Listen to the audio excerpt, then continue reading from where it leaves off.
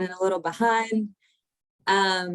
But just to let y'all know, we will be recording this session. That way we can send it to other prospective students that are interested in learning more about our program but weren't able to attend today. So just wanted to fill you in on that. But my name is Nichole Siemering, and hopefully I have talked to some of you, and if not, it's great to meet you. Thank you for joining us today. This is the information session for our Master of Arts in Counseling program. So if you're not interested in this program, you might be in the wrong session, but hopefully each of you somewhere along the way have found interest in our program and are maybe at the beginning stages of trying to learn more, or you're in the thick of your application process, or you've already been admitted and accepted to our program. So, you know, we are here to support you in any way that we can. Today, we're joined with, of course, Jan Wolf, who many of you have probably worked with or heard from before too. She is our enrollment counselor for our Asheville campus. I serve as the enrollment counselor for our Hickory campus, which is our main campus, and then Columbia, South Carolina as well for the counseling program there.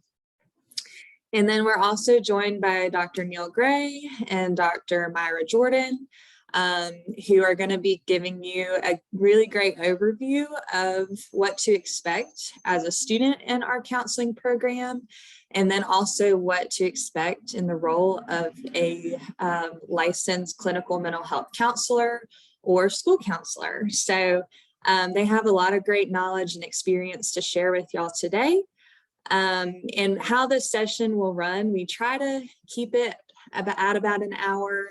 But sometimes if we have really great questions, we'll stay with you. We'll go over that time frame, and we're here to, you know, answer anything that we can. So we don't mind if you have to get back to work, if you have other things going on and you have to cut out. We will not be offended by that. We can send you the recording of the session afterwards. We do ask that you stay muted unless you have a question. We certainly encourage you to ask questions during the session.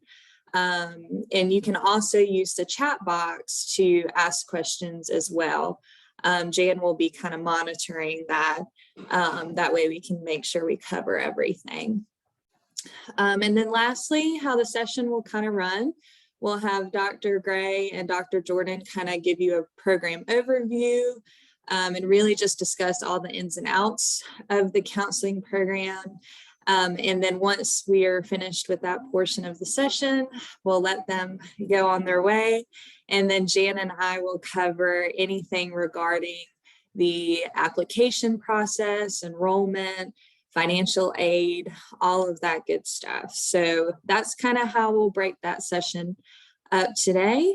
But I guess to go ahead and get rolling, Dr. Jordan, Dr. Gray, I'll let y'all, introduce yourselves and then kind of talk a little bit about the counseling program.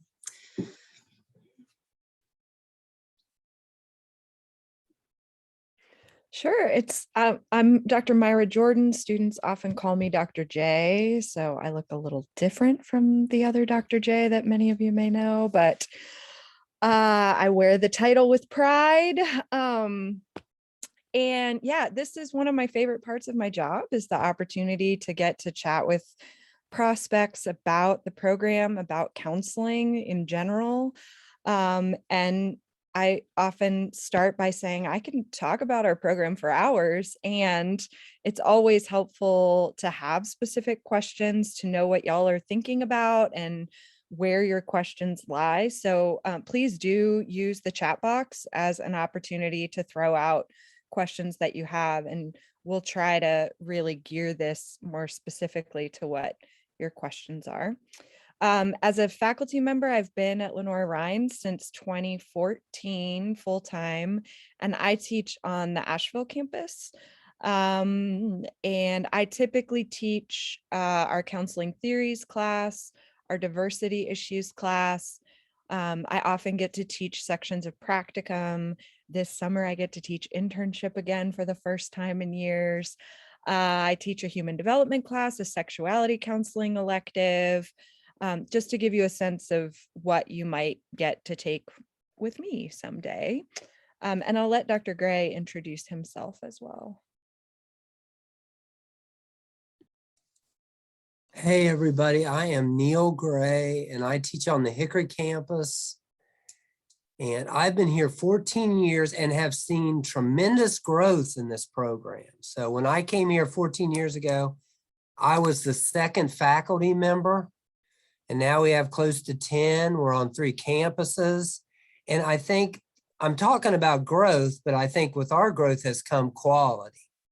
And so we've got an excellent counseling program. And you know, Dr. Jordan is just a fabulous colleague. Asheville is just, and I'm checking to see if we've got anybody from Columbia in today, because I wanted to speak to it too, because we've got a campus in Columbia, but Hickory campus has been here. I've heard different things that the program started either in the 1970s or 80s. Asheville, I think we started in 11, 12, and it's just, right now, I think it has the most students. And then Columbia, we connected with them about 15, 16. So, and I think Dr. Jordan will agree with this. We're just excited to meet with students that are interested in the profession. We're all about LR, but we're also just excited for what we do professionally. We just think counseling's it's a need in our society, and it's a great field to go into. So, and I'm gonna today mostly, and I guess as we go through, Nichole, see if anybody is specifically focused on school counseling. If not, I might talk to him just about the add-on.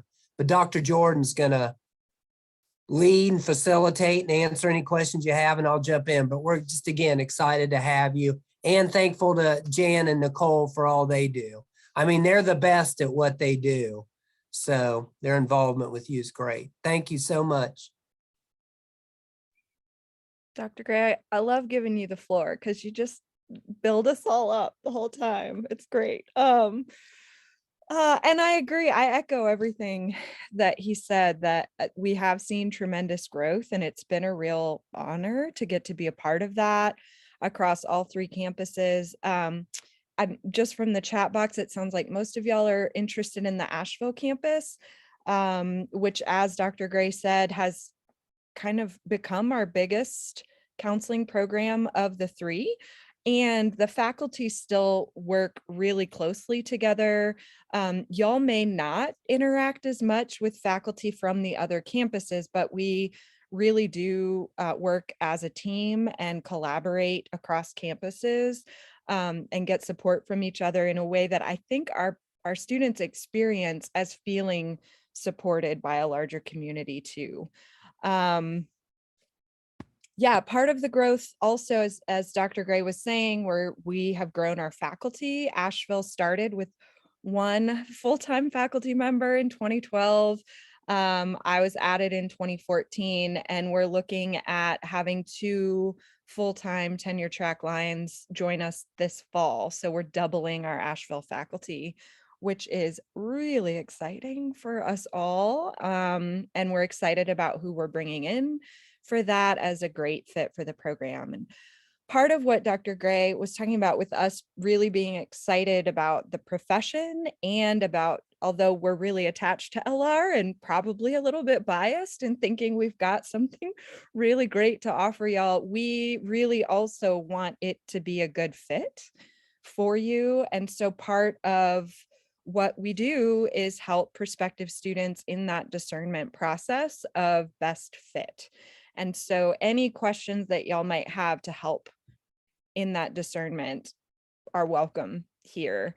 One of the primary, I think, differences and strengths of our program is our flexibility for working adults, and for folks who have other responsibilities in their lives, that our classes are all offered in the evenings, Monday through Thursday, and that they pretty much would only fall somewhere between 4 o'clock and 9 o'clock on a Monday, Tuesday, Wednesday, or Thursday. which works pretty well for folks who have work or kids or life, that there's some flexibility there. Classes are offered in a number of different formats. The sort of traditional, typical grad school class format is a class that meets 3 hours once a week, every week. So an example of that is my section of the counseling theories class in Asheville meets every Monday night from 5 to 8, fall and spring, like clockwork. That is the sort of traditional version of a grad level class. We also have classes that we call hybrid, which meet every other week for 3 hours in the classroom.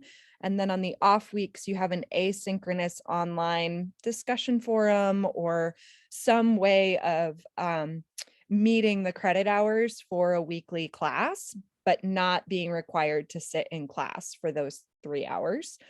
And then we also have fully online asynchronous classes that, although we are accredited as a fully face-to-face program, and that's what we're committed to continuing to be, is as full of a face-to-face program as we can be, we also have the opportunity to offer some courses in alternative formats for flexibility and scheduling for students. So there are a handful of classes that are offered really consistently in a fully online, asynchronous, on your own time type of courses, specifically for classes where we feel that the content matches that format pretty well. So you're not going to have your techniques classes, for example, in that asynchronous. Those are going to be more face-to-face.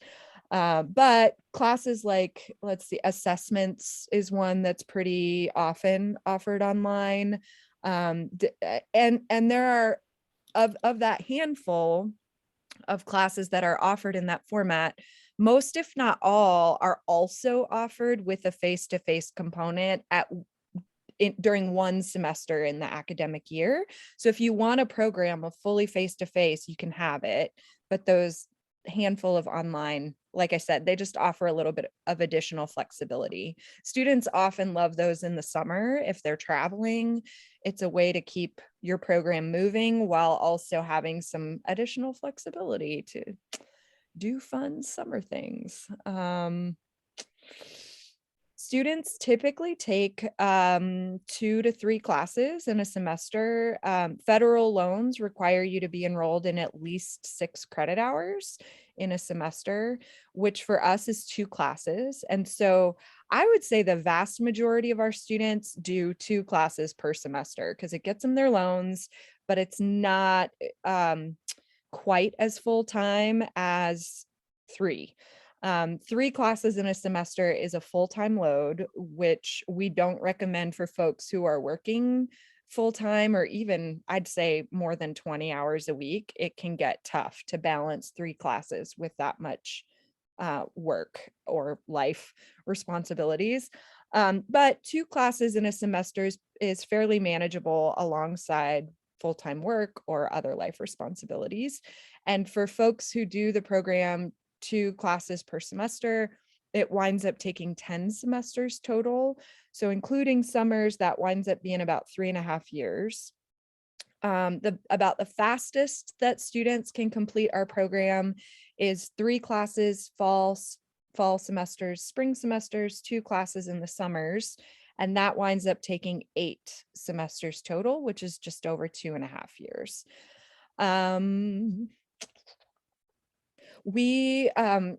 When you start the program, you're linked up to an academic advisor, which would be one of the full-time counseling faculty on your campus.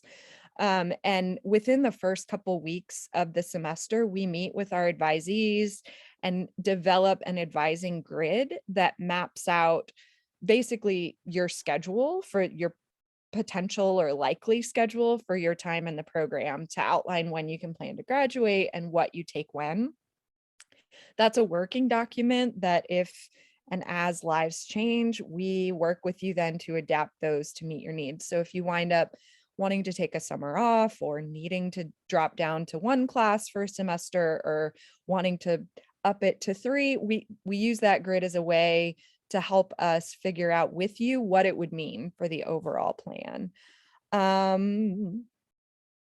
Yes, if you take 3 classes in fall and spring semesters and 2 in the summers, then that takes 8 semesters total.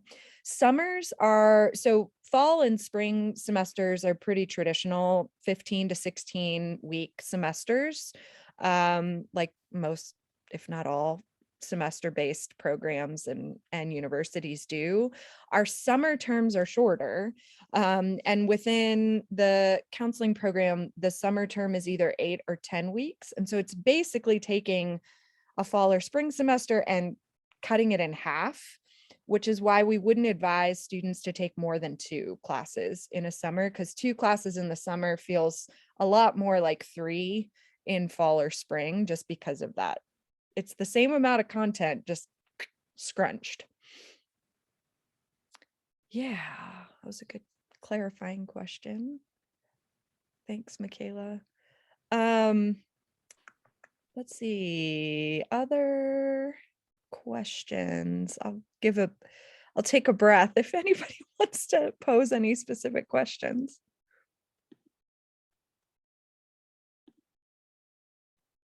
The program, I'd say the quickest students are able to complete our program is 2.5 years, including those summer semesters.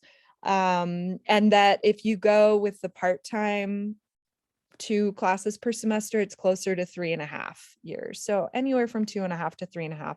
We also have students who take it even slower, and we don't have a time frame like max to that. So theoretically, if you wanted to pay out of pocket, you could take 1 class every semester and take 20 semesters, because there's 20 classes. And yeah, come on, we'd love to have you stick around. And we do have students who start out that way with 1 at a time, and then as they negotiate things in their lives, they can sometimes make room for more and sometimes go back to 1 at a time. But yeah. Yeah, I mentioned flexibility is huge, and part of that is that ability to determine semester by semester how much of a workload makes sense for you to take on. That it's not like once you commit to 3 classes in a fall or spring, we hold you to that for every fall and spring for your time in the program. You can really kind of switch that up as you go. The parts that are a little bit less flexible are things like when classes are offered is when they're offered, and the format in which they're offered is there may be some variety across campus, there may be some variety based on the semester, but within a particular semester, that's the way the class is offered or the format of it. So yeah, there's that. You want me to answer that next one, Please. Dr. Jordan? Sure.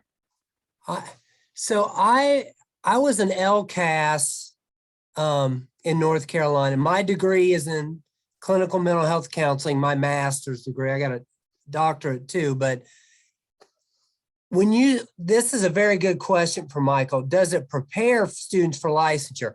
What we found is students that went through our program, very similar to the program I went through in old community mental health, is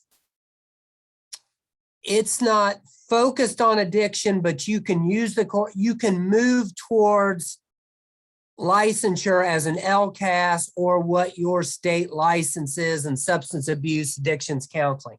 One thing I would always do is connect with in North Carolina, it's a North Carolina professional practice, North Carolina Substance Abuse Professional Practice Board. I'd stay in contact with them. Because just to speak to that, I know this is a side, but we've got a graduate human services program, and it's 33 hours, and those students are eligible to move on to become clinical addiction specialists, licensed clinical addiction specialists. So we have students that have gone through Asheville, Columbia's got different requirements, South Carolina, and Hickory that have moved on towards that.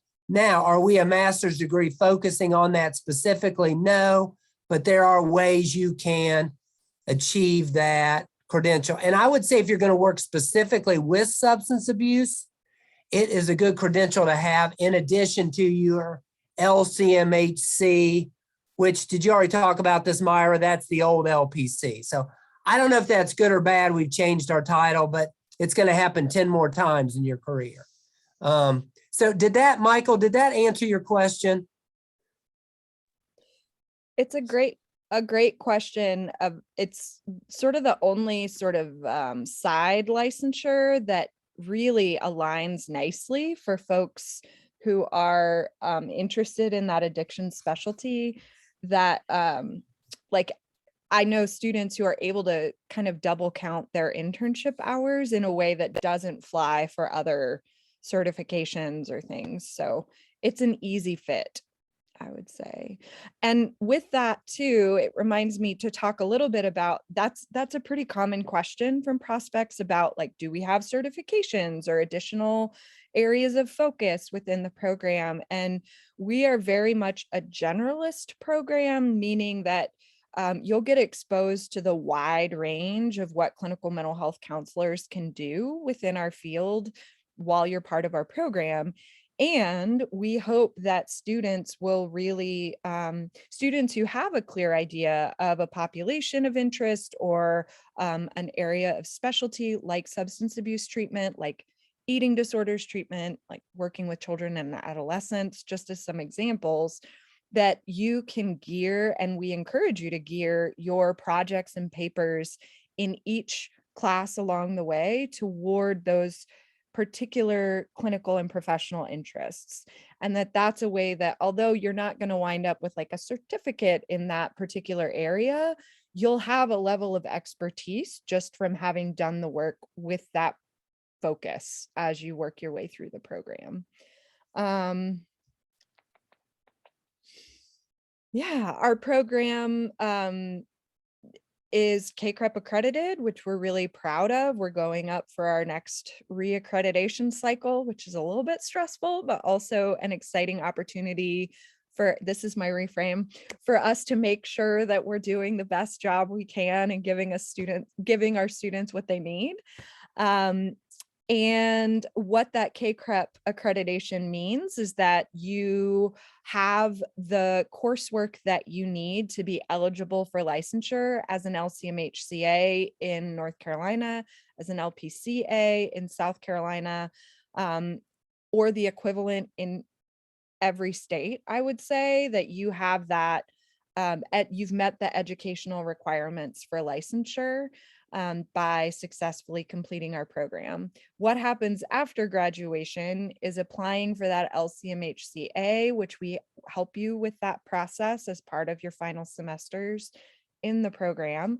And then once you're licensed with that associate's level license, you then begin accruing your hours for full licensure, which again, that depends on the state, what that looks like. And we help you with that process as well. If you're interested in being licensed in other states, your advisor will gladly do some of that research alongside you. At least I will. I always find it fascinating, the differences between states. Of like, Texas requires a class in human trafficking in counseling, which I think is both tragic that that's a need and also really good that they have that as a requirement. Florida requires a course in sexuality counseling, which is why we offer it as an elective. And those are just a couple examples of things we would encourage you, if you know there's another state where you might move, to go ahead and look at their licensure requirements so that you can take an elective if you know that that's going to be a need, and get credit for it as one of your required electives for our program, while also meeting the needs for the licensure board in that state. Clinical mental health students are required to take 2 electives as part of your 61 credit hours to graduate. And those electives sort of rotate through during your time in the program. We have some that are really consistent, like a trauma elective that's offered nearly every semester. And we're adding to that with the trauma certificate program, where with 4 different trauma classes. We also have a sexuality counseling elective, a child and adolescent counseling elective, a spirituality and counseling elective, expressive arts in counseling, play therapy. I mean, there's all sorts of different electives that, as I said, kind of rotate through based on student interest and faculty availability. Capstone.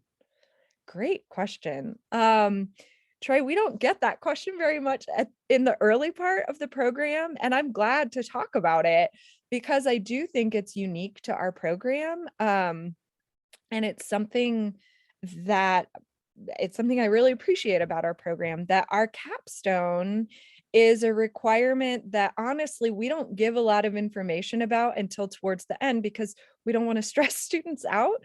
And by the time you get there, it feels much more manageable than at this point. But basically, our capstone for clinical mental health students is you complete it during your final semester of internship. And it's basically where you choose one of the clients that you're working with at your internship site, and you write up a pretty significant, hefty conceptualization, treatment plan, case study of that particular client, in talking, and where you're able to apply content that you've learned in all of the core coursework leading through the program into that specific client and your work with them. So it's an opportunity to demonstrate the skills and knowledge that you've acquired during the program. And then students also I frame it as a get to, instead of a have to, but it's both. They get to give a presentation on their capstone to their internship group, the faculty, anyone they choose to invite, as sort of like Dr. K always talks about it as a graduate level show and tell. Like, this is what I've done during my time in the program. So it's kind of like a thesis, but it's not, it's a case study instead of like a research project.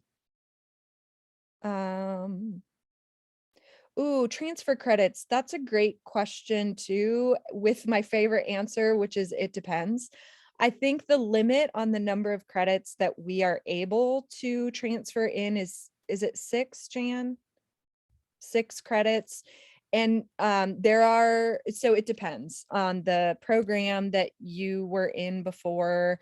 Often those can count as electives, but there has to be sort of a connection between what they're bringing to your practice as a clinical mental health counselor. And Adrian, I'm happy to talk more specifically about your individual case if that would be helpful.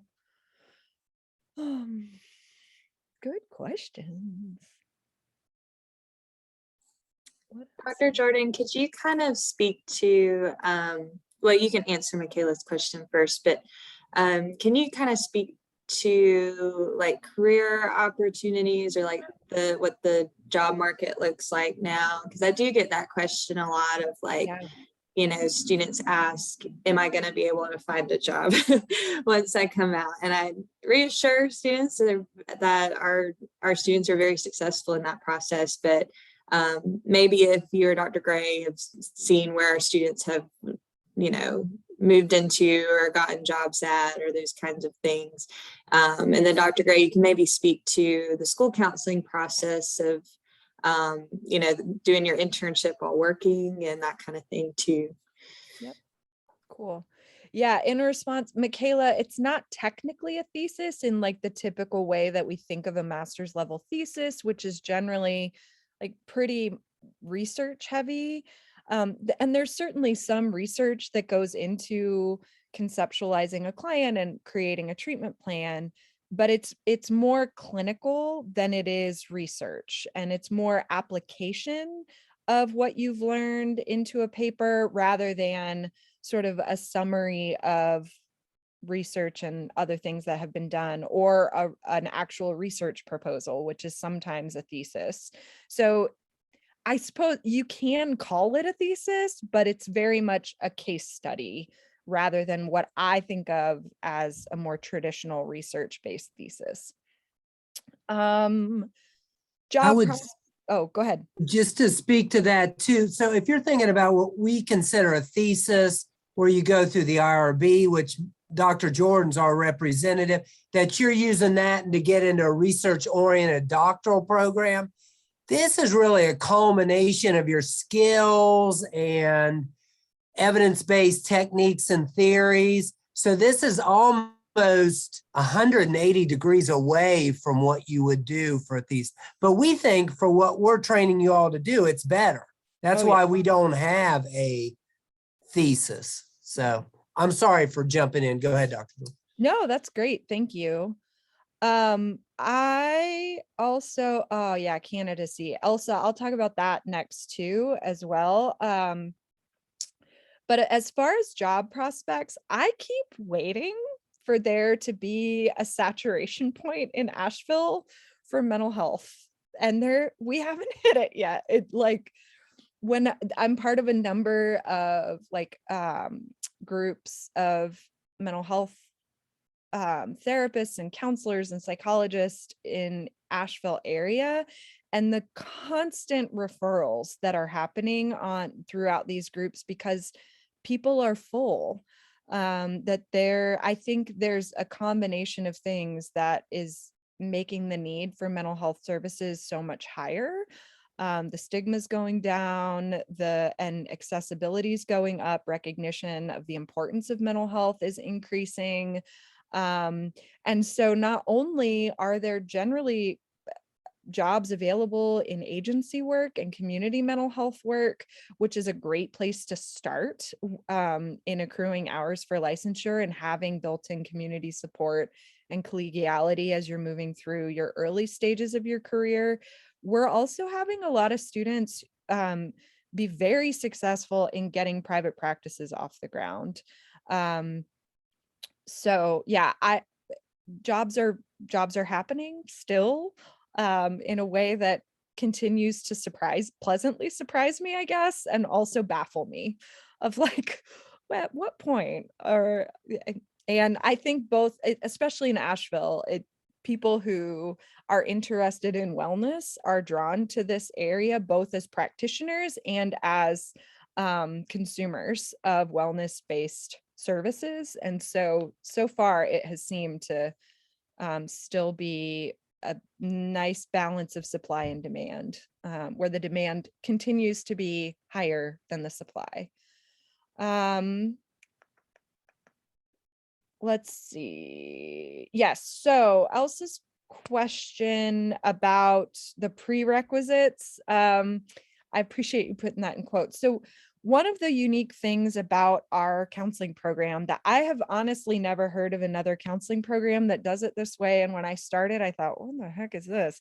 And now I love it, is our candidacy process. And so what this means is that when students are admitted to our program, they're admitted to the graduate school with a provisional admit to the counseling program. So all students are admitted provisionally to the counseling program. And that there are 3 counseling classes that we call our candidacy courses, which are counseling theories, counseling ethics, and counseling techniques, our basic techniques class.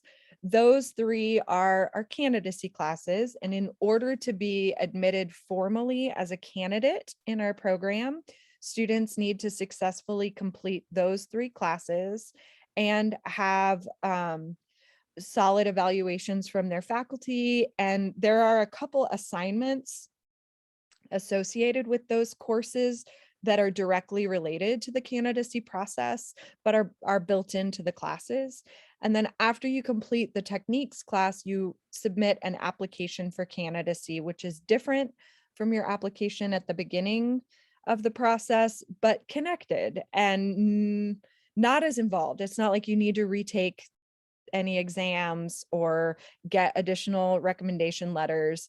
It's more of a reflective process for our students on what they've learned so far and if this feels like the right fit for them. So we see it as, again, supportive of that discernment process of giving students the opportunity to try us out with 3 classes that we feel strongly give you the most information possible about what you're signing up for as quickly as possible. We students often, I think the candidacy process sounds more intimidating than it is. It's not, we don't have like quotas or a certain number of spots. So it's not competitive across it's not like you're competing against your classmates for a spot. We ideally want everyone to be admitted to candidacy, and assuming everyone's a good fit, that happens. It's when folks realize that it's not a good fit, either on their own, and we have some conversations along the way about that, or when we as faculty have some concerns about fit, that gives us a really clean place to offer feedback, to talk about it, and to work with students about best fit moving forward. It's also a point in the program where all students get feedback from faculty that's individualized to the strengths and areas for growth that we see in you and things we want you to keep working on moving forward. What else?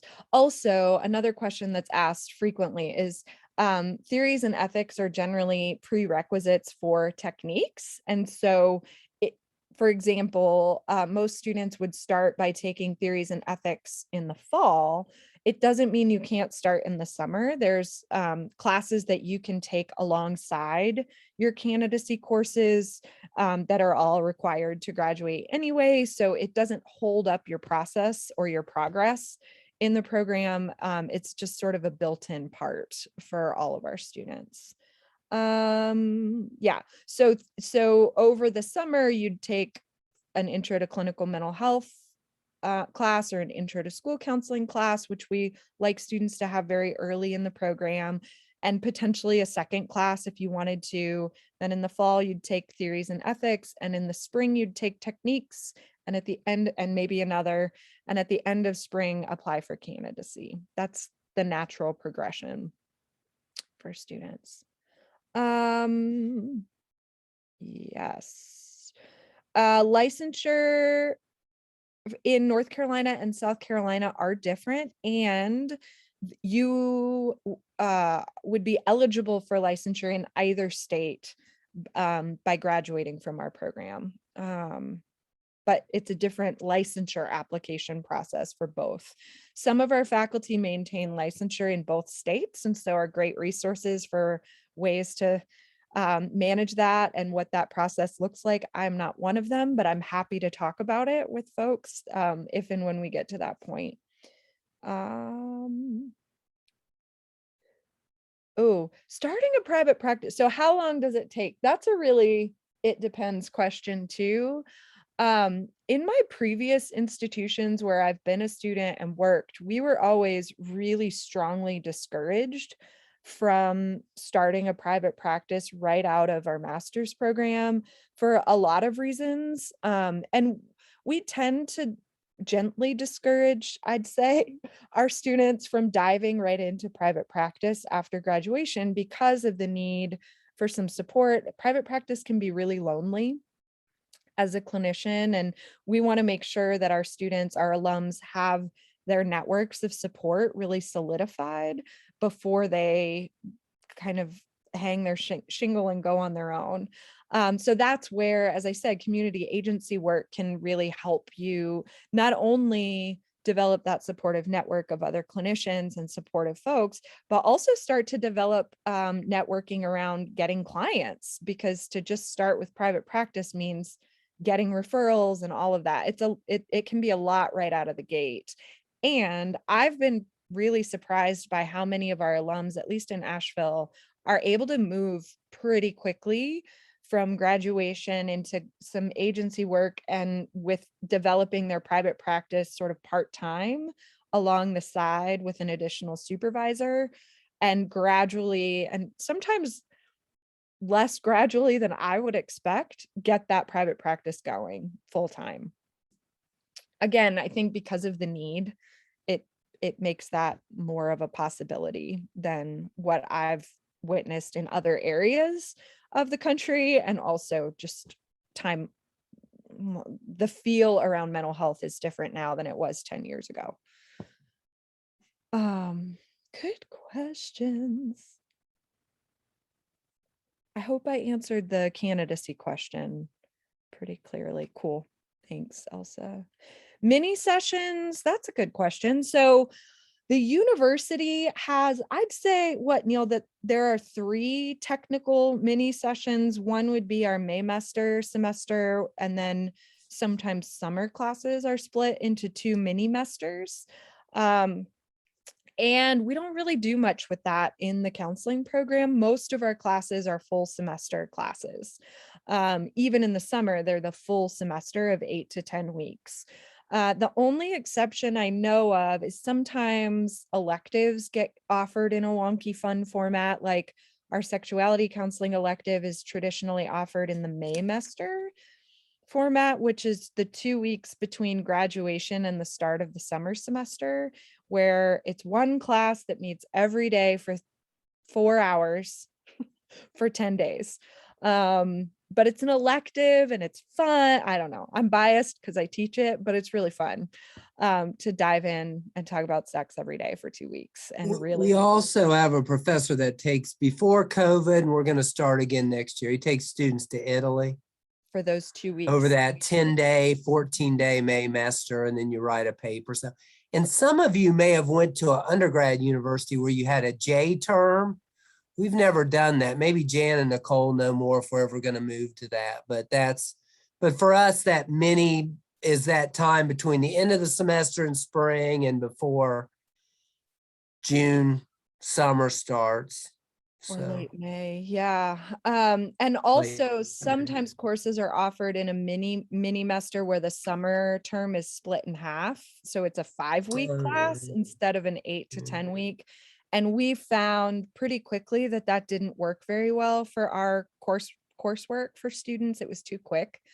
And so I know there's one elective we're offering this summer, a grief and loss elective that's being offered over 5 weeks with like, I think one day they're meeting for a full day on a Saturday to do some work like eco-psychology outside around grief and loss, which is kind of awesome and flexible for students, but that's generally, it's the exception to have mini master courses for sure for us.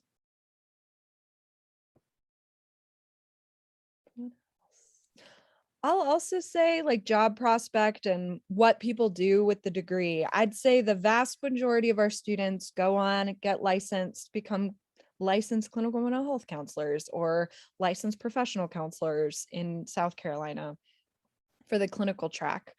And sometimes that can look a lot of different ways. There's a wide range of options for practicum and internship sites that I think nicely mirrors the types of options that are available after graduation as well. So we've got students placed in college counseling centers, in private practice, in group practice, in community agency work, sometimes in hospitals, sometimes definitely at the VA.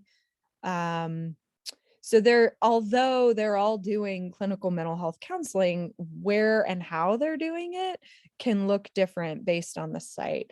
Also, Dr. Gray's our school counseling person, and school counseling is its own track with its own process for practicum and internship placements. But we also have placements for clinical mental health counseling students to be school-based therapists, where they're doing one-on-one counseling with kids in schools, group counseling with kids in schools through community agencies around town.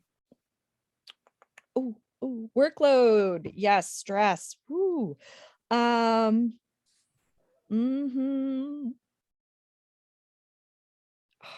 Ashley, I love that question. So we talk a lot about self-care in our program, and we talk a lot about burnout because we know the struggle is real in not just this field, but this world. And so although I don't have an easy answer to like, oh, it's so much easier than public education. It's probably comparable as potentially as stress levels. However, we do work hard to help our students develop self-care practices to be able to recognize when they're feeling burnt out, when they're experiencing higher stress levels, and what they can do to clear space on their metaphorical plate for some additional self-care practices. Work-life balance is something we talk about a lot in the program, something your faculty try very hard to model well, just in our range of responsibilities and practices too, that many of the faculty have young kids, which leads it to be, I often talk about our program as sort of by default family friendly because your faculty, many of us have kids. And so we do have a sensitivity and an awareness of that struggle and of that balance. And yeah, again, we try to balance. We don't always model that perfectly, but we do our best and I think most of us are fairly authentic and transparent about that struggle too, which is important for us as counselors too. You want me to talk about school real quick? Please, and the add-on, if you would. Okay. So Raven, I was excited to see you because you are from Cincinnati. So I went to Xavier and was raised close to Cincinnati. And I wouldn't have said this the same way last year, but I'm a Bengals fan. It's strange how this year is much different than the last 30 years of my life. But anyway, school counseling is 61 hours. We have the school counseling program in Asheville and Hickory. Even if you're not interested, these may be some things to think about. At 24 hours, you can take a job as a school counselor. I am a mental health counselor who then did school counseling after that, got licensed. I was in New Orleans. I was a school counselor. And my history is mental health counseling, but I got into school counseling and I enjoyed it and might have stayed doing it if I wouldn't have came back to become a professor. But at 24 hours in this state, you can get a job provisionally licensed as a school counselor. Just to add on to what Dr. Jordan said, there are plenty of jobs for school counselors. So licensure requires the praxis and to complete your practicum and internship in a school. You do not need postmaster's degree hours to become licensed as a professional school counselor, which we kind of use the term PSC, but you don't need that. You don't necessarily put that behind your name like you do LCMHC. But so those are the requirements. We have 3 specific school counseling courses. Our faculty in Asheville and Hickory, the 2 individuals that teach a lot of those courses, I've been department chair, so some of my administrative roles taken me out of that. But the 2 individuals that teach are practicing or retired school counselors. So we are definitely, and I know Dr. Jordan will agree with this, we're not an ivory tower program. We want you to be ready to hit the ground running with your skill set. And that's why we bring on adjuncts that have done it, whether it be mental health or school counseling. I think that's another real perk of us. The other piece, now I'm going to jump talking to both programs, is a lot of times our practicum internship or our adjunct faculty will help students with practicum internship, getting sites for that. And they've hired our students in the past, so they've been great. So back to school counseling, those are the requirements.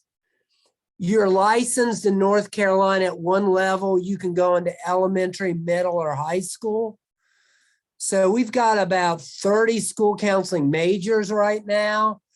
We did a one-day statewide training in Hickory this year. I'm hoping to do it in Asheville next year. So we want to be very connected with the North Carolina School Counseling Association. I'm thinking, what else? I mean, it's just, there's some differences in it because you may have, and this, you may turn me off right now when I say this, but you may have 200 or 300 students. So there's a little bit different piece that you're not providing individual therapy to each one of your students. You are managing a school counseling program. So I do see a little bit of counseling in it and social work. There's a little bit of a case management feel with it. There's some, so you may be connected with, you may see 2 or 3 kids a day, but you're not going to see kids consistently. Now, maybe now during COVID, it's been a little bit more of a crisis time to see that you might see kids. But before this, you might see 2 or 3 kids a day. You might connect with the school-based therapist. You might be developing like a second step guidance curriculum program, how to implement that. You could be in the classroom with a class of first graders from 9 to 10, teaching them to be assertive, which I wish I would have got that in guidance counseling as a first grader. And then you may meet with you may be a high school counselor, and at 1 o'clock on a Thursday, you're meeting with a kid that's figuring out if he wants to go to Appalachian or Western, she or he, and you're talking to him about that. You may have meetings with parents. It's just, I love the diversity. And the other thing, it's hard for me to sit down and I would move the halls. I'd pull kids, go to classrooms. Now that doesn't happen at every school, but I just loved it. And I fell into it kind of in a back way. I already had a history as a mental health counselor. And we got to go because it's almost 1. But the other piece is the focus of our school counseling program is still meeting as the first most important point, meeting the mental health needs of our students. So that's going to be your focus in our training. And we're also going to talk to you about advocacy as you educate principals on what you can do with your degree. So, but I've loved it. I don't know if there's any questions about this at all. Michaela's question about the 24 hours to get a job as a school counselor could be either clinical mental health or school counseling courses. I think that the answer there is yes, but we would hope that some of those would be like intro to school counseling and advanced school counseling. So there are most of the classes, no matter your track, are the same. So as clinical mental health counseling students, you would be in classes with school counseling track students as well, which we love because counseling is the shared component.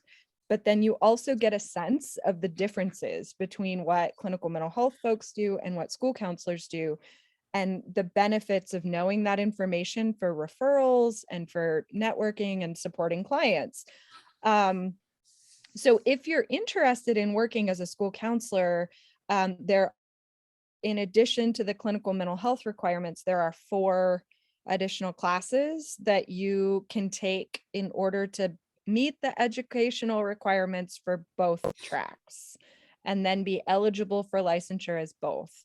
So it's 4 additional classes, 2 of which could count as your required electives for clinical mental health, which is why it turns it from the add-on is what we call it, turns it from a 61 credit hour program to a 67 credit hour program. So you graduate with 1 degree, in that case in clinical mental health counseling, but you've got the educational requirements to get a job as a school counselor, be licensed as a school counselor as well. And to get that job as a school counselor pretty early in the process. Yeah, Neal? And to speak to that, I've known some very successful ex-school counselors who went on to have thriving private practices in mental health. And I think parents appreciate some of that communication and the way information and counseling is done from a school counselor. Because when you talk to a parent about, your kid's personal, social, career, and academic success, parents like that kind of language sometimes. So I've seen I've seen that work. Now, the other way, did we talk about the other way yet, Myra? No, because it's too complicated. Yeah, it's a little bit. So the other way, y'all, we're still having a discussion about it, and it's what I'm very interested in. I'm talking to you about school counselors becoming mental health counselors. But there's just some discussion at the state level with our North Carolina licensed clinical mental health counselor board about what the practicum internship would look like. So whether you enter with us in the fall or you decide to go to another counseling program, these are questions to ask, and there should be answers by then. So it's going to be doable. We just don't, well, yeah, exactly. Who knows? I shouldn't say that for sure, but hopefully there'll be answers by then. But I think both ways, again, here's a dually licensed person. I'm mental health licensed. Now I've left my school counseling license sit because of my roles now, but I had both licensed. So I think to make yourself as diverse and marketable as possible there's no negatives of that. So, but I also don't want you to be spread so thin that you don't have an area you're grounded in. So, okay. Any school. Sorry, Neal. I was just going to add that one of the things we recommend is if you have any interest in school counseling as a clinical mental health track person, you can always take the intro to school counseling course. And if you wind up wanting that as the add-on and the full sort of course load of those 4 classes, it's the way to start that. And if you take it and you're like, nah, that's cool, I'm glad to know what school counselors do, but holy moly, that's a lot and not what I want to do, then it just counts as an elective. So it still counts to your 61 credits, which is cool. And I appreciated that private practice question. The other thing I think about is you're going to be in you're going to be in a program with school counseling students. Connect with them, because these are the people that are going to send you clients. So if I was in a private practice in clinical mental health counseling now, I'd want to connect with the local schools, get in the schools, provide free trainings, get to know those school counselors. When I was in New Orleans, we knew the local mental health counselors. Now, we couldn't tell a kid who specifically to go to, but we had a list. Get on some lists of providers in your future. So now I'm talking about business, but we do. We want y'all to make money, right, Dr. Jordan? We want you Yes, to. we do. Yeah. You have caring hearts, but you need to make money too. So. Yeah, I think that's a strength of our program too, is a piece of our students being able to start private practices as quickly as I've seen them able to do so is partially because of the relationships that they develop with their classmates, and that they have a referral pool from each other, and knowing, I don't know, that connection has been definitely a gift to witness in our students, that they develop friendships, I would say, and classmate dynamics that are supportive, that then carry on into their professional world. So they've got built-in professional colleagues when they graduate, which we love. Hey, I've got a student here. I've got to go. I wish you all the best with what decisions you make, and hopefully we'll see you all again. Bye, Dr. Gray. Thank you. Thank you. Anything else before I turn it over to the detail people?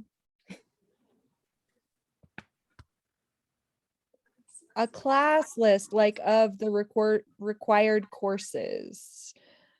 Jan, do you have that? Yeah. Yep.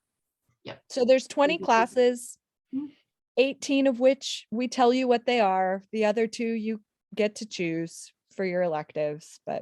I mean, as much as we want you to gear your projects to your individual interests, the curriculum is pretty set because of our accreditation and because of licensure requirements for y'all. So we work really hard to structure it in a way that's developmentally meaningful and where each class sort of builds on the others. But yeah, there's a set list of those.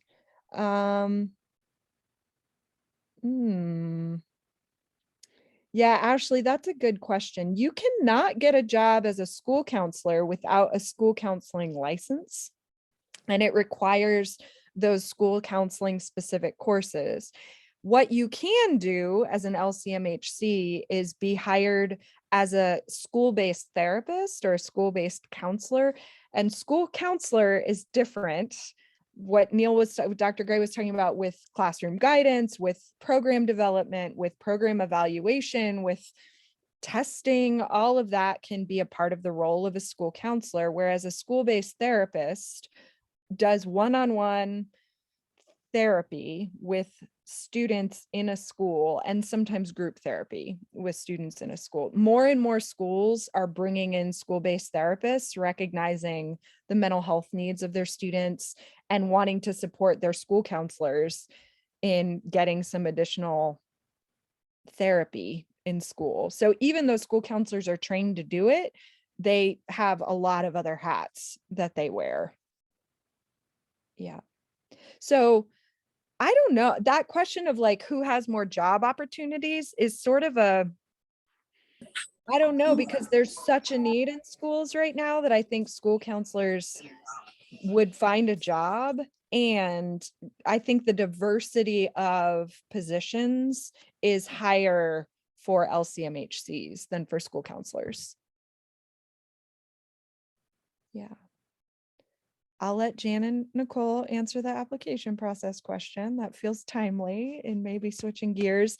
I will say, if any of y'all have additional questions that come up after today, and you want to reach out, I'm happy to get emails from prospective students or admitted students to answer those questions along the way of what to expect. We also offer opportunities for students to sit in on classes if you want to get a sense of what that feels like and what it is that we're doing here.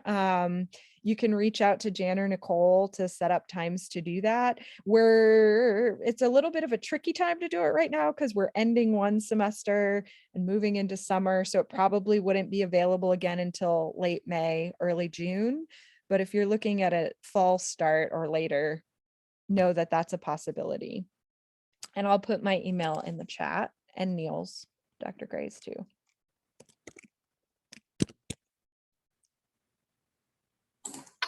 All righty. Well, thank you, Dr. Jordan. And then thank you to Dr. Gray for being with us. He had to cut out, but like they said, if y'all have any questions regarding the program that we didn't cover today, please feel free to reach out to them. They're wonderful at what they do, and have really made our counseling program great. So thank you for taking time to be with us. And for this next part of the session, what we're going to do is just go over everything admission. So everything that you need to know regarding the application process, deadlines, and then also financial aid as well. I'm a visual person, so I have a PowerPoint that I'm going to share. For those of you that Jan and I have already had these conversations with, we welcome you to stay, but totally understand since it's 1 o'clock. If you need to cut out, we can also send you the recording of this session if needed to, like we mentioned. But that's kind of how, and I'll try to go through it pretty quickly for the sake of time. If you have questions, I don't mind that you unmute, interrupt me, totally fine with that. Or again, Jan is still monitoring that chat box, so you can type your question in there and we'll make sure that we get it covered. So, all righty. I'm gonna share my screen real quick. And I can't see the chat box, so Jan, if something comes up and I need to stop, just interrupt me because I roll through this. So Jan, you can see my screen there, right? And everybody can hear me okay? Okay. All righty. So normally I kind of go over a good overview of Lenoir-Rhyne University and who we are as an institution, but for the sake of time, I'm not going to read all of this in detail. We can also send you this PowerPoint along with the video recording. That way you can read it on your own. But just as an overview, we are a private liberal arts institution. We have our main campus, which is in Hickory, North Carolina. And then we have we also offer graduate programs on our satellite campuses, of course, in Asheville and Columbia as well. So this is a little bit about our mission and our vision as an institution, but I'm not going to spend too much time on that.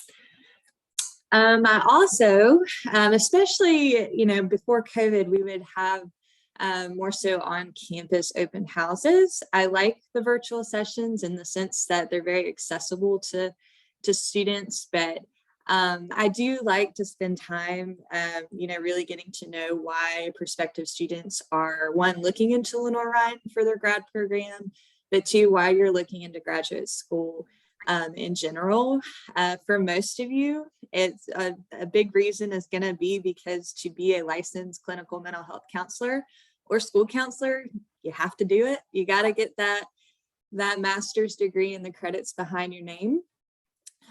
So that's, of course, a big influence on why students choose to go to graduate school. But all of these other reasons are certainly ones that I hear from students about, why they've chosen to pursue their master's, and they're based off of research too. So, of course, increased earning potential, greater employment opportunities, and then really you're deepening your knowledge and your skills. And I'll say with the counseling program specifically, both speaking from experience going through it myself, it is a program that you are going to grow just as much professionally as you are personally too. So you are going, I always say the person that I was when I started the counseling program and the person that I am now are a lot different, but in the best ways. So with the counseling program, you're going to be reflecting, and you're going to reflect more when you feel like you can't reflect any more than you have. Like, it is very much a self-reflective program where you're gonna challenge yourself and learn a lot, and really maybe uncover some things that you didn't realize were there, but all in a way to make you a better counselor for your clients. So these are just some of the reasons that we find students pursue graduate school, and that hopefully you'll find as well. So this is just a little overview. We've pretty much highlighted a lot of this information already. But again, we have our campus locations that we offer. So clinical mental health counseling is on all 3 campuses. And then school counseling is just in Hickory and Asheville. Typically, so Dr. Jordan did highlight on, the credit hours you should take, with more of a part-time or a full-time course load. But most of our students take about 6 to 9 a semester.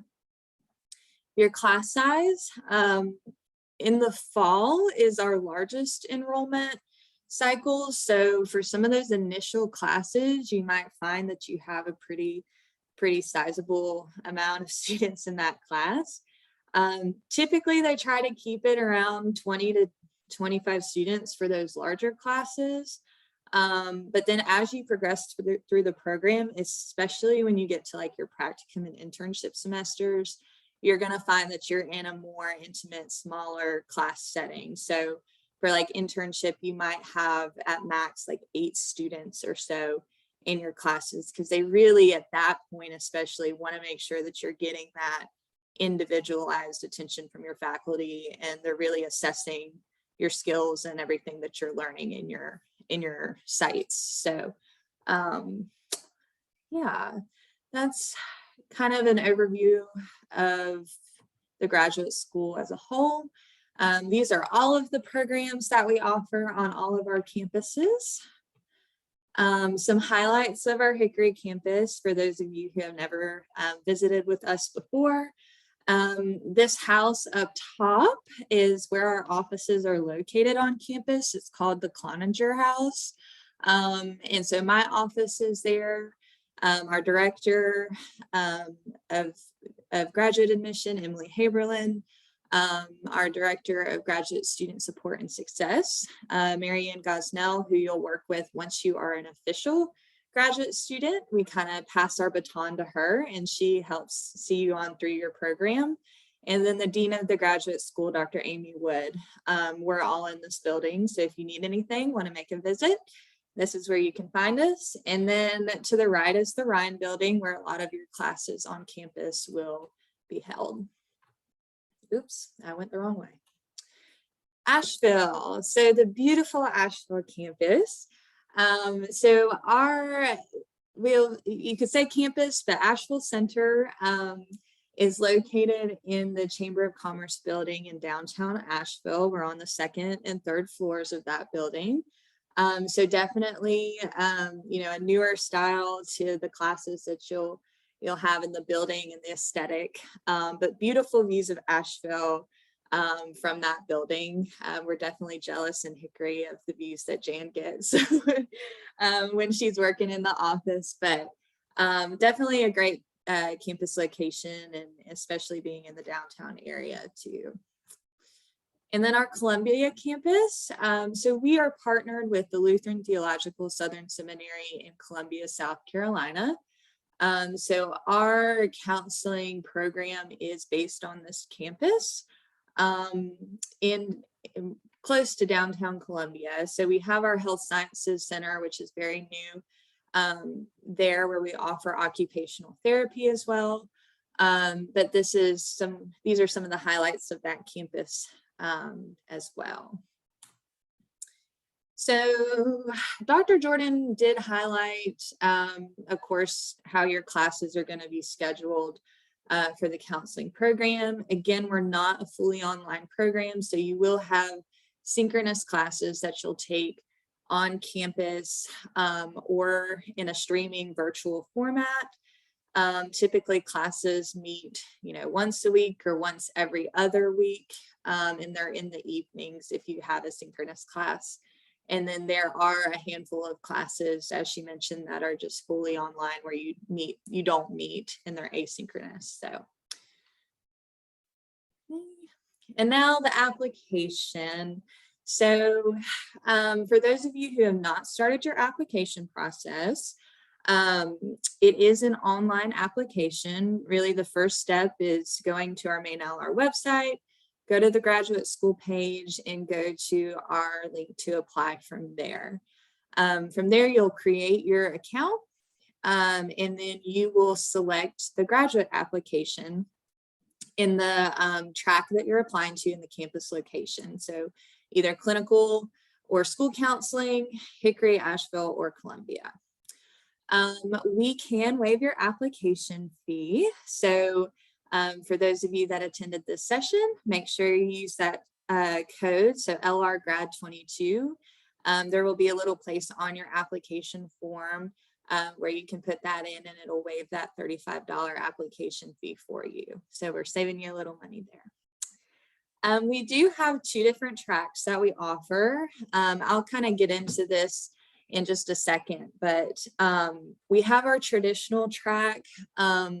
That is more so for our students that are maybe fresh out of their undergraduate experience, and they've just graduated with their bachelor's degree and haven't really gained a lot of professional work experience quite yet. This track is for those applicants. And then our career admission track is more so for our applicants who have been out of school for a little while, maybe, have gained at least 4 to 6 years of professional work experience that they can contribute to their application. And so this track is more so for those students. So, if you've been out of school for a while, you're making the decision to come back and earn your master's, we definitely encourage you to apply through that career admission track. And I'll explain the slight difference between the two as far as admission requirements in just a second. As far as transcripts, we do need all official transcripts when you apply from your previous institution. So that, when I say all, that means each individual transcript from each school that you've attended previously. So that could be any community college credits that you've earned, or if you just went straight through one four-year institution. We need each individual transcript from each school sent to us. So they can be sent electronically or by mail to the address provided on the screen. Okay, application deadline. So when do you have to have everything done by? I think, are pretty different, or might be different than other, schools in our application process and our established deadlines.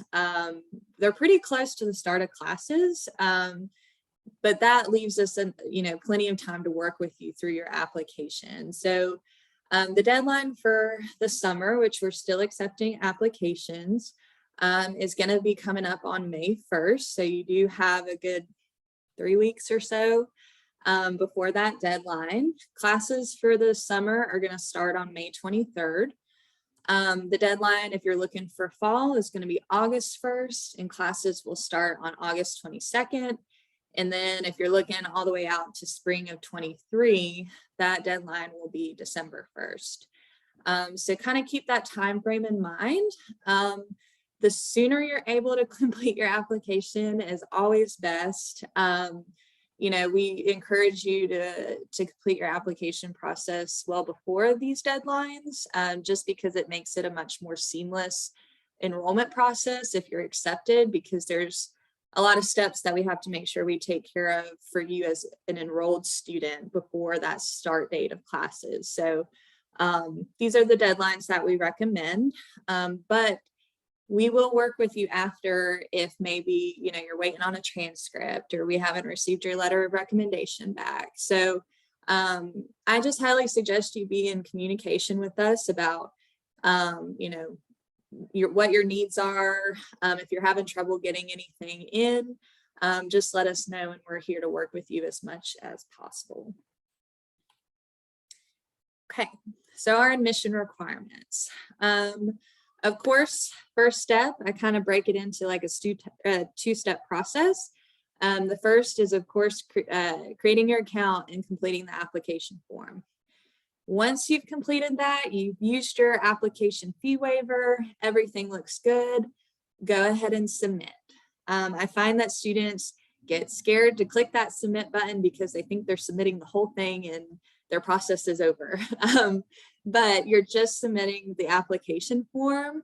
Once you submit it, you'll then be directed to your checklist or your status page. So that is where you'll then upload these other items that we require for admission.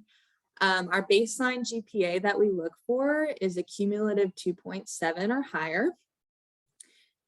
We, again, need all of your official transcripts. So once we receive those, we have those imported into your application file, and then you'll see that they're checked off of your checklist once they are in. So just kind of keep checking back on your application to make sure that we get all of those. This is the slight difference between the two tracks. So we do require one letter of recommendation for your application. So for traditional admission track students, we typically ask for an academic letter of recommendation.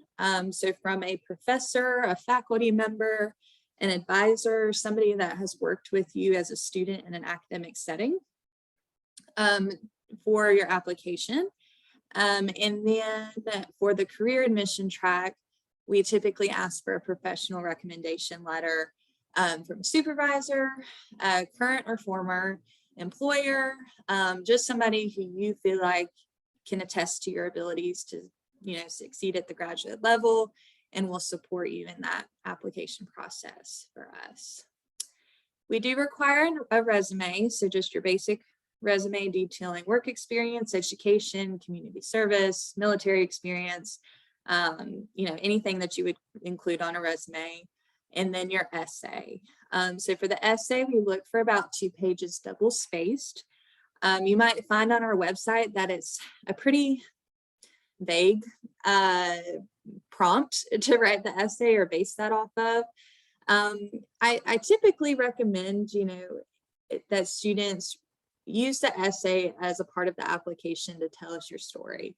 So make it your own. and really give us an idea of who you are as a person and as a student and as a professional. So you can talk about any life, career, education experiences that may have led you to the decision to apply to graduate school or to become a counselor or work in the mental health field. You can talk about, why you feel like you would be a good fit for our program at Lenoir-Rhyne based off of what you've learned. And then you can talk about, of course, any career goals or aspirations that you have for yourself and how our program, might help you in achieving those, or what do you see for yourself in the future? Those are kind of some guidelines that I give, but certainly you're welcome to make that essay your own. And yeah, those are the main requirements. We do get the question, is the GRE or the MAT, that standardized test, is that required for admission? We no longer require that. So I say and kind of joke around that if there's any benefit that has come from COVID, it is that we no longer require that exam. So we had temporarily waived it for students because they were having a really hard time getting into testing centers during COVID. And then we have decided to continue waiving that for future semesters. So no need to worry about taking that for admission to our program. And lastly, everybody's favorite part of the conversation, cost and financial aid. So our tuition cost for the counseling program is applied by the credit hour each semester that you're in the program. So for the counseling program for the 2022-2023 academic year, so this will be summer 22, fall 22, and spring of 23. The cost per credit hour is going to be $6.90 per credit hour. So just kind of keep that in mind when you're trying to figure out, if you want to take out financial aid, if you want to pay out of pocket, that is what you can expect per credit hour. And again, most of your classes, or pretty much all of your classes in the counseling program, are going to be 3 credit hours each. There are, of course, ways to pay for your tuition cost.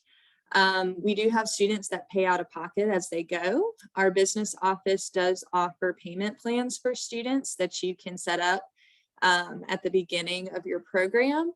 And you'll just work with our business office to establish those. And there's a way you can do that through your student portal once you are enrolled. But for most graduate students, the reality is we need a little help. And that's where federal aid can come into play. So many of you, or some of you, might be familiar with the FAFSA process. So there are graduate specific loan options through the FAFSA and what's called the direct unsubsidized loan.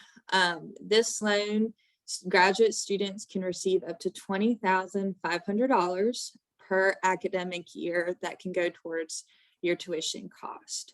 I always say, it's a loan, so we advise you only take out as much as you need each year. But that cost can be split between your fall, spring, and summer semesters. So it does go a long way as far as covering the cost of your tuition. If you needed additional aid, that is where the Graduate Plus loan could come into play. So that loan kind of bridges that gap between your cost of attendance and then the direct unsubsidized loan amount that you'll receive. Kind of one of the things that I have to be just honest and transparent with students about that are applying to our programs is I get the question, are there any grants or scholarships that I can apply for? Unfortunately, at this time, there are not any institutional grants or scholarships that we offer for our graduate students. But certainly, if our faculty hear of any, external scholarships, or if our office gets any word of scholarship opportunities, we try to send that information out to students as we can. Other loan options, of course, there's the private lending route. There's North Carolina loans through CFNC. For those of you interested in clinical mental health counseling, there's what's called the Forgivable Education Loan for Service, aka FELS. And with that, that's basically like a loan forgiveness program for students that are going to be going into employment shortage fields. So clinical counselors qualify for that. I'm not sure why, but school counseling is not, unless it's been updated since I last checked. School counselors don't qualify for that, but definitely worth looking into if you plan to work as a clinical counselor for a good amount of time. Some of your loans can be forgiven through that program. Okay. And then other suggestions for paying for your education. So I do get the question, are there graduate assistantship opportunities for me? And so basically with graduate assistantship positions, I'll start off by saying they're pretty limited and pretty competitive to get, but there are some that become available each year. This is kind of an opportunity similar to like work study that you might have seen as an undergrad student. But basically they're positions that most of them are about 20 hours a week that you'd be working for a department on campus in order to receive tuition remission. So it's not a paycheck that you get to, you know, pocket and use towards other things. These hours are covering your tuition cost. So most will cover up to 15 credit hours each year, or at least that's based off of past years. We don't know how many will become available quite yet for the fall, but most are posted for the fall semester in either late May, early June on our employment website. So if you go to the main LR website and go to our employment page, I recommend if you're interested in applying to one of those, keep checking back in May and in June every so often to see when those get posted. And we also try to send out an email to enrolled students letting you know that those positions are available for application. We have an LR Partners program where we can offer a tuition discount. So our LR Partners program is basically a program that we've established where if students work for certain agencies, businesses, school systems within the Hickory, Columbia, and Asheville areas that we have established a partnership with, you can get a tuition discount. So it could be a 10, 15, or 20% discount based on the partnership agreement that we've established with your employer. So if you have questions about that, Susie Chandler is our LR Partners representative, but you can ask Jan and I, and we can see if your employer is on that list where you can get a tuition discount. Last I'll mention is our Alumni Advantage discount. So this is specifically for LR alumni. So students that graduate from Lenoir-Rhyne can get a 10, 15, or 20% discount based on the number of credit hours that you completed in your degree. So, you know, if we do apply these discounts once you are enrolled and admitted before the start of your semester too. So those are the main things that I'm going to highlight with that. And then lastly, just some additional key points to know for applying for federal aid. Again, the direct unsubsidized loan will offer $20,500 per academic year. This is the LR school code that you can use, the current interest rate. But as y'all may know, that our loans are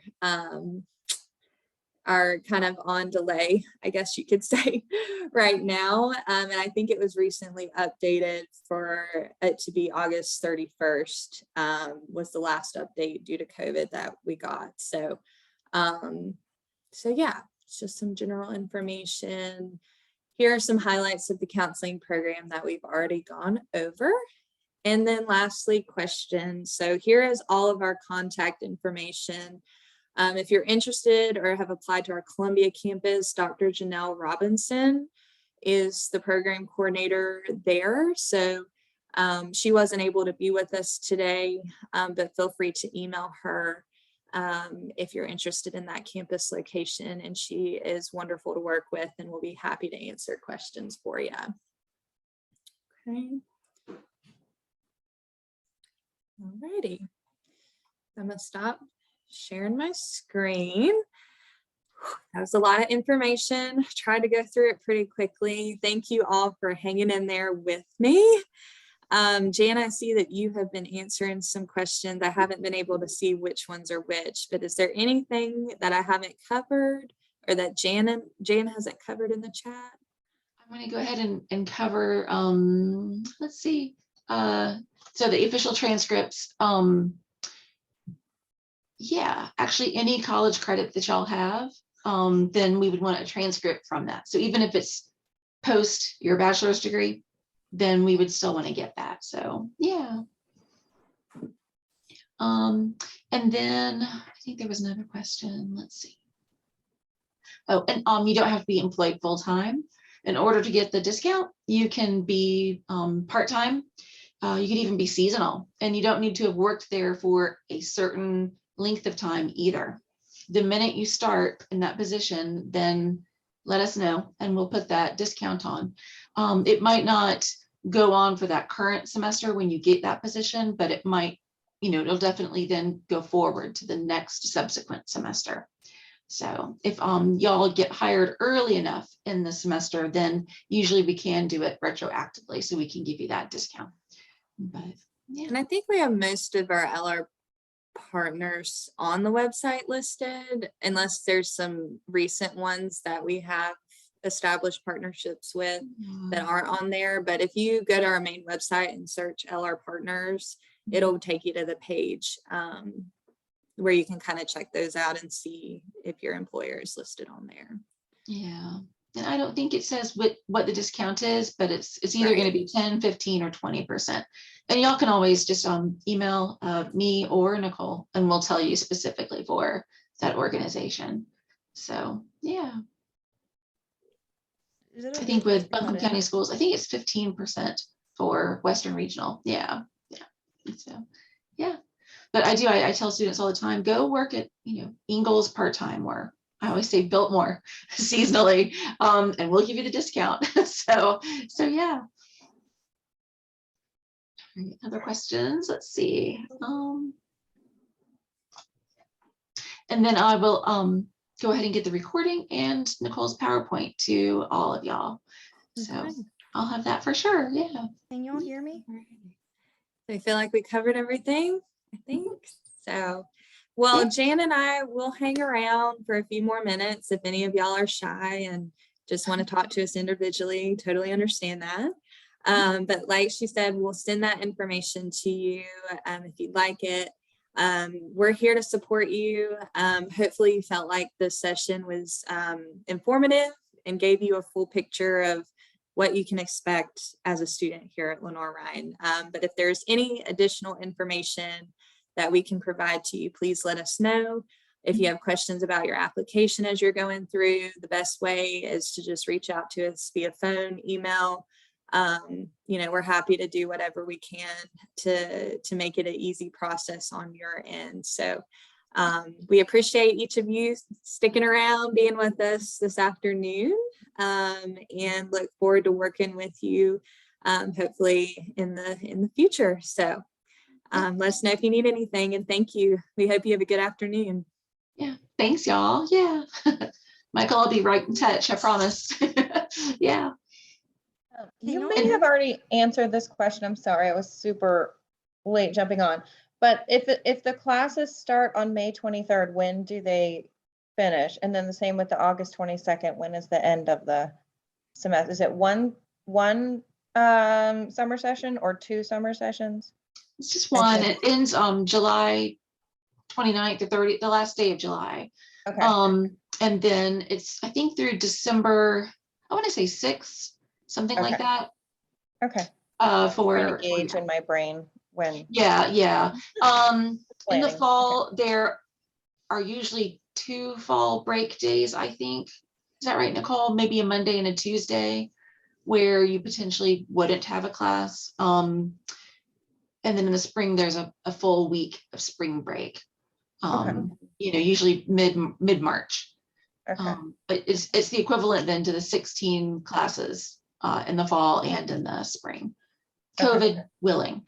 So, yeah. Yeah. Okay, thank you. Yeah, sure. Have you saw, I just saw your email that you sent in your deposit.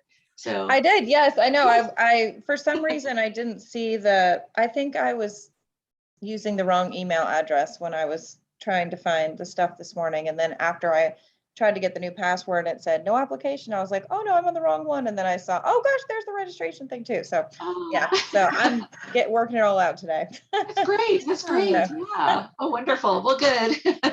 All right. Thank you guys for your help. I appreciate it. Absolutely. Yeah. Have a good day. All right. You Thank too. you. You too. Yeah. And I'm going to stop recording.